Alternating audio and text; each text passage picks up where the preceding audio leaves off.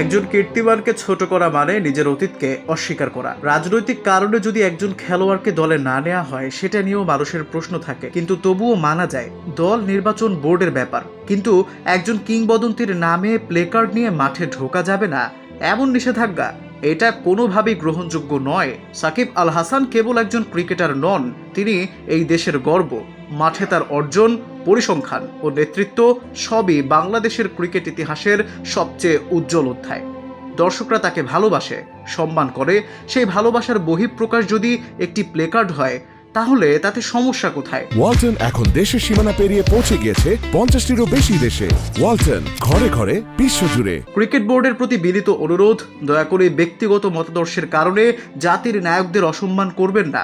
সমালোচনা গ্রহণ করুন, কৃতজ্ঞ থাকুন এবং ইতিহাসের প্রতি শ্রদ্ধাশীল থাকুন।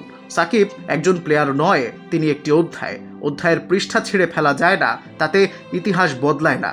এদেশে যতদিন ক্রিকেট নামক শব্দটি থাকবে, ততদিন এদের ইতিহাসে সাকিব আল হাসানের নামটি স্বর্ণাক্ষরে লেখা থাকবে।